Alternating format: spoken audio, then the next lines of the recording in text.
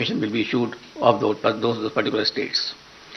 In view of emphasis on non-contact-based campaign during pandemic conditions, Commission has decided to double the free equitable time allotted to the recognized political parties on Doordarshan and AER during these elections. It is expected that all stakeholders, namely political parties, candidates, campaigners, voters, and authorities engaged in the election process shall be conscious of their prime duty towards public health, safety, and therefore shall abide by the general instructions and other norms of COVID-appropriate behavior as mandated by the respective authorities prescribed. Further, political parties and candidates are advised to conduct their campaign as much as possible through digital, virtual, media platforms, mobile-based mode instead of physical mode, ensuring strict compliance of COVID safety norms. And keeping it in mind, the expenditure limit of the candidates have already been increased from 28 to 40 lakh. A detailed guidelines are being issued and which will be given to all of you regarding the COVID guidelines 2022 as to how the political parties, how the election officials, how the EVM persons will be dealt with and will be dealing with the COVID appropriate behavior. But the main point I would like to share with you, the Commission has decided that no road show, padyatra, cycle, bike vehicle rally and procession shall be allowed till 15th January 2022. Commission shall subsequently review the situation and issue further instructions accordingly. So up to 15th of January, because the situation is dynamic, it is not static. No road show, no padyatra, no cycle, bike or vehicle rally and any procession. Similarly, no physical rally of political parties or probable candidates or any other group related to election shall be allowed till 15th January. Commission shall subsequently review the situation considering the situation of the pandemic and issue further instructions accordingly. So up to 15th of January, there is absolutely a moratorium of physical rally and physical road shows. Between 8 p.m. and 8 a.m., no rallies and public meetings. Similarly, like a campaign curfew that on any campaign day. That will continue. No nukkad sabhas will be allowed on public roads, roundabouts or public streets or corners. Fifth, no victory procession after the counting shall be allowed and not more than 2 persons shall be allowed to accompany the winning candidate or his authorized representative to receive the certificate of election from returning officers. So we are reducing the physical contact, physical availability, and we are saying that more and more virtual and virtual rallies, virtual campaign should be done. However, physical rallies during the campaign period, if after considering the situation, which is very dynamic, and when permitted after the decision of the Commission, shall be conducted subject to adherence to COVID-19 guidelines. The maximum limit of persons allowed for indoor and outdoor rally meeting shall be as per existing directions of SDMAs. For these meetings, political parties shall distribute masks and sanitizer to persons attending and maintain COVID protocol at entry and exit point. Further rallies and meetings shall be allowed only in earmarked places and with prior permission of district administration. Door-to-door campaign, a maximum of 5 persons including candidates, excluding security personnel if any, shall be allowed to do door-to-door campaign. Each political party candidate shall have to furnish an undertaking in the application form under Suvidha that it shall abide by all the extant instructions, guidelines in this regard. So an undertaking will also be taken whenever any rally will be allowed. Later on, when we review the situation after 15th or something like that, only then again also these undertakings, COVID guidelines have to be strictly followed with each and every person who is involved in the campaign. Let me finish it. After please that, finish. We'll take up your questions thereafter. Non-compliance of instruction, anybody violating the instructions on COVID measures will be liable to proceed against as per the provisions of the Disaster Management Act, besides legal action under IPC and other legal provisions as applicable. And the prime responsibility will be resting with the CS and DO as mandated under the DM Act. And our guidelines specifically reiterate this legal position, and the guidelines will be given to each and every one of you. It is reiterated that in case of breach and disregard to the above guidelines, the Commission will not hesitate in cancelling the rallies or not allowing any further rallies by that party. So the COVID protocol is absolutely quite restrictive and quite strong basically that way, so that we can see that no physical rally will be done up to 15th of January. Media, I would like to come to the media now. Media has always been a friend of ECI and has well played a very significant and positive role in elections.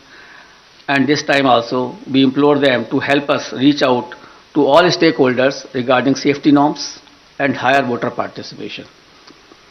It is you only who communicate our message to the public. It is you only who motivates them to cast a vote. It is through you only that we send our messages to them. So you are our friend, and you are the person who can help us in achieving our goals. Social media has also become an important component of life, and Commission has been engaging with social media platforms since 2019, and a voluntary code of ethics had come into play, which will also be applicable. Commission has been engaging and requesting all political parties and candidates to ensure that their supporters do not indulge in hate speeches and fake news. A strict watch on social media posts is being kept to ensure election atmosphere is not vitiated in any manner. Any person or organization indulging in such malicious activity will face harsh consequences. Now I will come to the schedule of elections, I think which you are waiting, and that is something which is very important and a very most important thing. During this time, we have also seen and perused that how the elections were conducted in 2017, how they were conducted in 2012.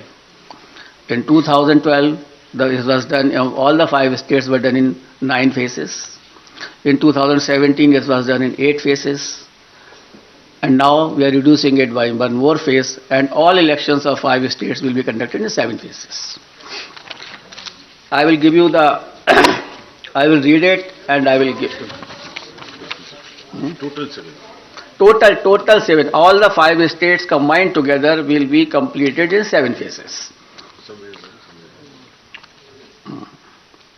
I will give you a detailed chart, then you can understand more. Should I start? Because for this you are waiting. That will not be complete without, starting this thing. And the first date of the issue of notification will be 14th January 2022, and which will start from Uttar Pradesh. This will be the first phase of Uttar Pradesh. The issue of notification is 14th January.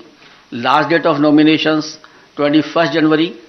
Scrutiny of nominations 24th January.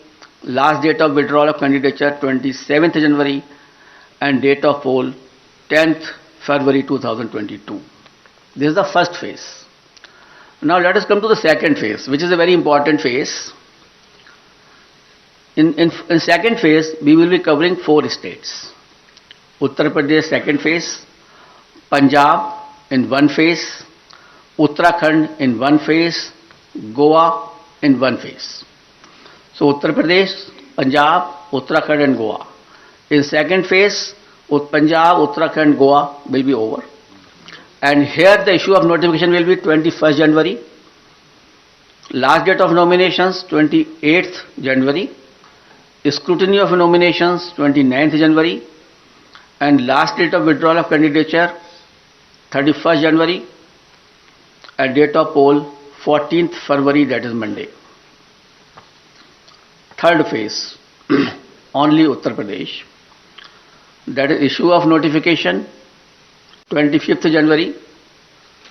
Last date of nominations 1st February, scrutiny of nominations 2nd February, last date of withdrawal of candidature 4th February, and date of poll 20th February, that is Sunday. Uttar Pradesh 4th phase, issue of notification 27th January, last date of nominations 3rd February, scrutiny of nominations 4th February, last date of withdrawal of candidature 7th February, and date of poll 23rd February. Uttar Pradesh 5th phase and first phase of Manipur. Manipur will be done in 2 phases. So on 5th phase, we will be having Uttar Pradesh 5th phase and Manipur first phase. Here the issue of notification is 1st February, last date of notification, last nomination 8th February, scrutiny of nominations 9th February, last date of withdrawal of candidature 11th February, and date of poll will be 27th February 2022. Uttar Pradesh 6th phase and Manipur 2nd phase. Here the issue of notification will be 4th February 2022. Last date of nominations 11th February 2022. Scrutiny of nominations 14th February 2022. Last date of withdrawal of candidature 16th February, and date of poll 3rd March, that is Thursday. That way Manipur also completed the 6th phase. Uttar Pradesh 7th phase. Issue of notifications 10th February, last date of nominations 17th February, scrutiny of nominations 18th February, last date of withdrawal of candidature is 21st February, and date of poll is 7th March. So on 7th March, all polling will be over, and the date of counting is 10th March 2022, that is Thursday. Last time 2017, the election was announced on 4th of January, and the counting was on 11th, and here we are announcing on 8th. So we are squeezing the time as also, and the faces also. And that particular schedule will also be given to you, and how the faces of UP have been put in 7 phases will also be provided to you by the media cell here. And we have ensured that in all 7 phases of UP, there should be equitable distribution of the assemblies, and that particular map will be given to you by our media cell. Now we call upon all voters in these 5 states to come out and vote as enthusiastically as they have always done in the past, especially the senior citizens, persons with disability, and women. Your presence at the polling stations, despite many odds and personal circumstances, is nothing short of being truly inspirational. Our fervent appeal to all stakeholders to maintain COVID-appropriate behavior at all times. I'm really thankful to my voters who have casted their vote in the earlier elections, during pandemic also, and basically in Bihar, in Assam, in Tamil Nadu, in West Bengal, and in many places, Puducherry, Kerala, in many places the voter turnout of female was much more than the men. And I am so grateful to all of them that in spite of their the personal inconveniences, they have come and cast their vote. That is the spirit of the voter. That we want that should remain always in their mind. And this is a festival of democracy. They should come out, as I have already enumerated in my earlier paras, that the voters' safety is there, the polling booth is safe, and the polling officials are safe. Therefore, I request to all the voters to come forward and cast their votes. Similarly, I will request to all political parties and entities to mentor their party workers to adhere to COVID safety guidelines, especially during the period.